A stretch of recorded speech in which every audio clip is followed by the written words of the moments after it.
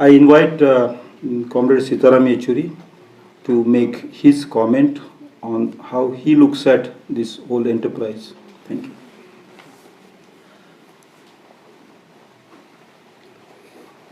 Thank you very much, Ganesh Devji, and all the eminent people here. And I feel very intimidated to actually join this very distinguished crowd and people who are around.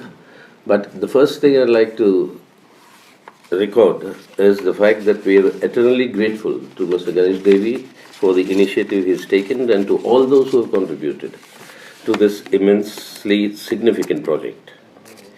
We've heard Ashok Vajpayee and Zoya Hassan, and I do not want to cover the ground that has already been covered. But I would really like to say that as a practicing politician, दिल की बात तो कहूँगा मैं, मन की बात नहीं कहूँगा. मन की बात आप सुनते रहिएगा, दिल की बात ये हम बताएंगे.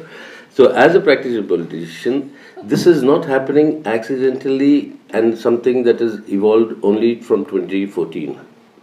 This has been a long battle that has continued for nearly a century in India.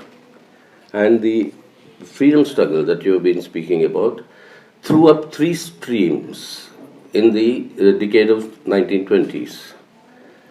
You had the RSS being formed in 25. You had the Motilal Commission report, which you mentioned, which actually laid the foundation for the Karachi Resolution later. And you had the formation of the Communist Party of India. Three visions developed in the freedom struggle. The battle, I think, is still going on, and what is happening today is the continuation of that battle. And the three visions was that given India's diversity and reality, the mainstream vision that the Congress represented then was we cannot be anything but a secular democratic republic. And that secular democratic republic was the basis of the foundation of the constitution that was drafted under Dr. Ambedkar's chairmanship of the drafting committee. The left had a vision saying that we cannot stop at the secular democratic republic. We'll have to continue the process of transforming the political independence that we gained from the British into the economic independence of every individual.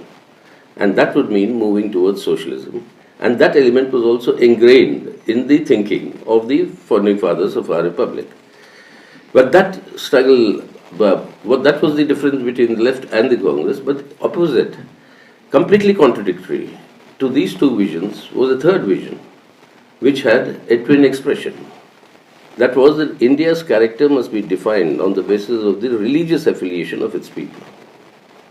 Thus was born the notion of Hindu Rashtra and the Islamic State, and leading to the two-nation theory, which actually it was Savarkar who first propounded the two-nation theory, and then the rest of the history followed, which all of us know.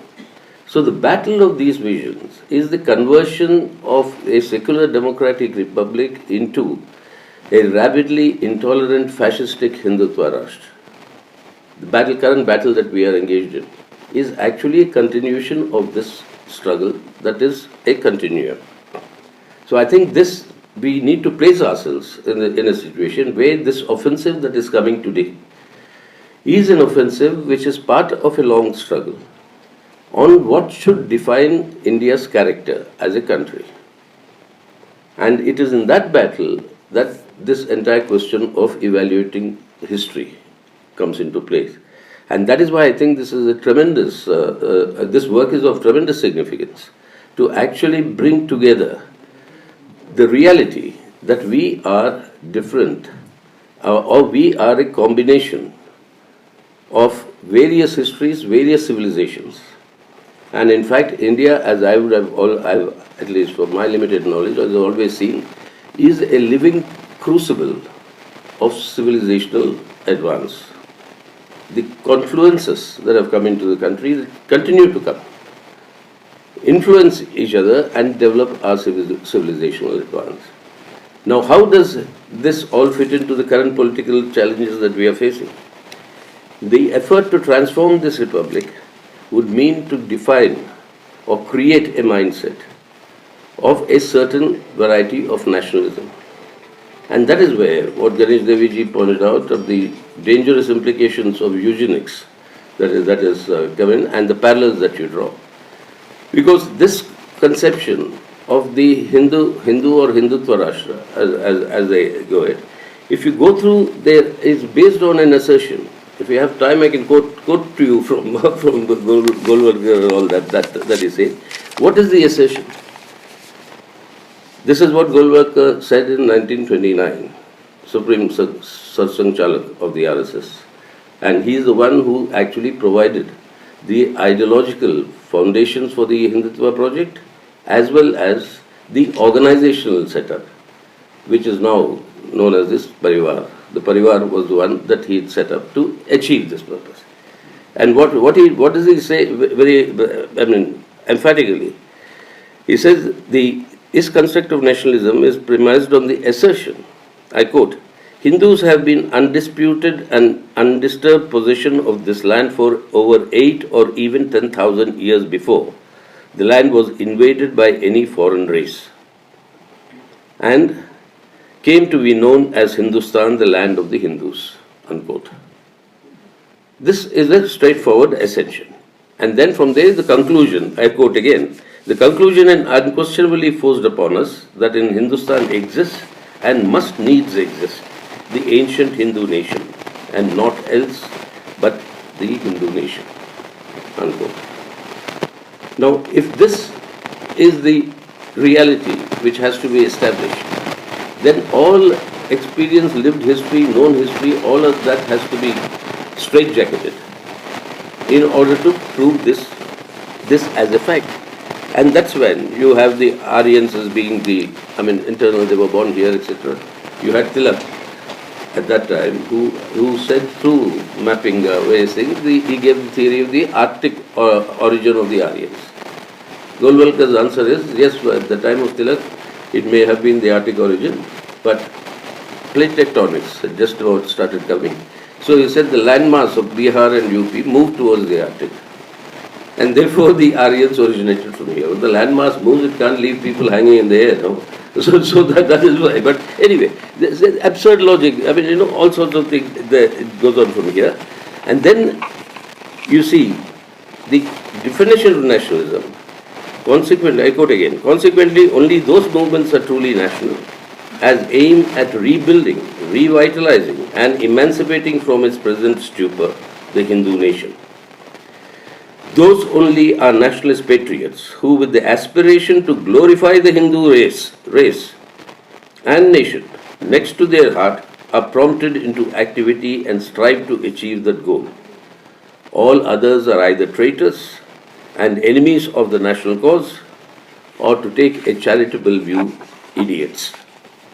Unquote. This is the classic articulation of that. Now, then just compare this with what was Hitler's notion of nationalism. When you talk of eugenics, just exactly, Hitler's seen German society as an organism, as a single organism, and every individual is a cell. How to unite these cells together was the concept of German nationalism that he put forward. And in Mein Kampf, he actually says it so clearly that I'll again quote from here to what Hitler has said.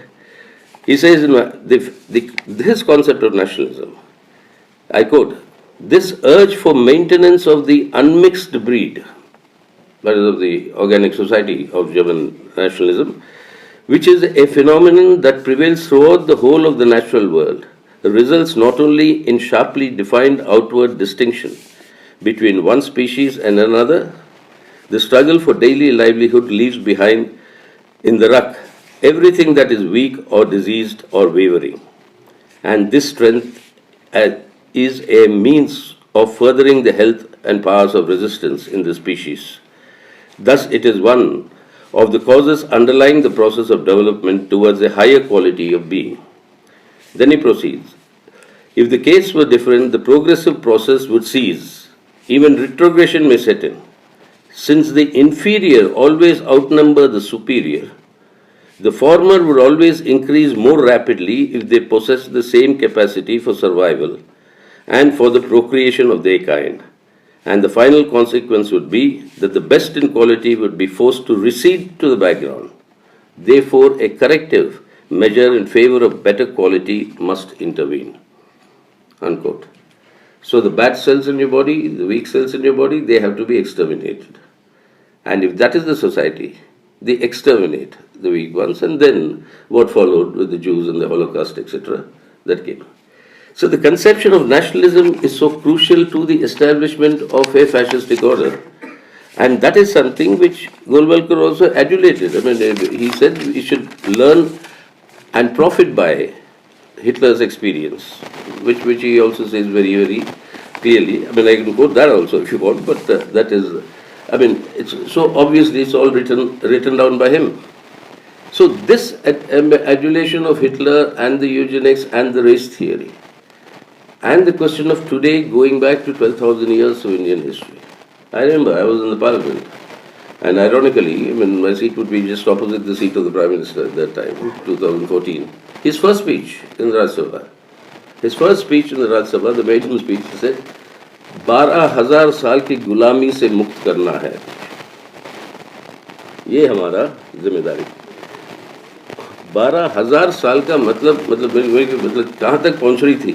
मतलब मैं भी सोच रहा था कि इसका conception क्या तक है? That means from the Holocene times, I think. I mean, all the entire this thing history has been that of slavery, and I have to liberate, and that is my mission. That was the context of his speech, and in that background, if you see what is being done now is to go back to 12,000 years to prove that what our scriptures are actually history and not mythology. So Ramayana, Mahabharata are all history. And Golwalkar says very clearly when he talks about Ramayana being older than Mahabharata, and this is exactly what they're doing with the official committee that Mr. Ganesh Devi had spoken about. This is what Golwalkar dismisses all references to the Aryans and any migration from the steppes, etc., which Tony Joseph will surely talk about. But he dismissing all that, he says, I quote, "But obsessed with the idea that the Aryans came into Hindustan from somewhere near the Caspian Sea, or the Arctic region, or some such place, and invaded this land in bands of marauders, and that later they settled down first in Punjab, gradually spread eastward along the Ganga, forming kingdoms at various places, at Ayodhya among them. The historian finds it an anachronism that the kingdom of Ayodhya in the Ramayana should be older than the more western Pandava empire at Hastinapur. And he, with pedantic ignorance, teaches us that the story of the Mahabharata is older. Unfortunately, such misconceptions are stuffed into the brains of our young ones through textbooks appointed by various universities in the country. It is high time that we studied, understood, and wrote our history ourselves and discarded such designed and or undesigned distortions." Unquote. So what is being done today is precisely this, to fit into the entire overall conception of converting the secular democratic republic into a fascistic Hindutva Rashtra. If this is the thing, one last point, and I like to make it, we're talking about reason, etc. You see, I mean, it always struck you when you were learning and growing up, that Germany provided the world with the most progressive rational philosophy in the 18th century, from which developed, of course, Marx and Hegel, was the fountainhead of that, and the Marx. How did the German people finally internalize and accept? I mean, having gone through this legacy, this teaching, that universities, I mean, where this philosophy was taught, how did they finally internalize and accept Nazi fascism ideologically? What we are talking of 90 people out of the 100 clapping and writing diyas. I mean, why do rational people who have been through this life finally accept this Nazi, fascistic ideology? George Lucas, the famous he wrote a seminal book called the Destruction of Reason, trying to understand this question, among many other things that he discusses in the book. And the main conclusion he comes to is that this happened because there's a constant attack against rationality and reason. You attack rationality, replace irrationality. Rationality with irrationality, unreason with reason. And then you can nullify or mummify the thinking process in the people in order to accept such notions as reality. And it is that process that we will have to fight. And I think in that struggle, this work will be of immense use. I'm talking as a practicing politician. So thank you very much for providing us this material, which will be of very, very big use, because as I say it publicly, that we are at a very critical stage today in our country. Prime Minister talks of Amrit Kal. When he says now 75 years is Amrit Kal, or the next 25 years is going to define the Amrit Kal for India. Remember, in our traditional sources, Amrit came out of the Samudra Manthan.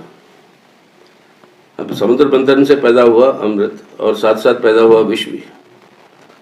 और सबसे पहले अमृत का कलश जो है राक्षसों के हाथ में पहुंचा और वो लेके भाग गया. बड़ी संकट हो गई थी देवताओं के लिए कि कैसे उसको वापस ले आए. तो तिगड़म करने के लिए कुछ देवताओं को भेजते हैं. चलो ये कहानी बड़ी है, लंबी है, लेकिन वापस वो कलश ले आते हैं अपने हाथ में और विष का कलश जो है राक्षसों को देते हैं. आज हम लोग सब अटके हुए हैं उस समय जब ये अमृत का कलश लेके भाग गए राक्षस. अब इसको लौटाना है अपने पास. अब वो लौट के लाना है तो ये जो है बहुत बड़ा मटेरियल है. So thank you very much. That will help us. This is an arsenal for us and I hope we will be able to use it. Thank you.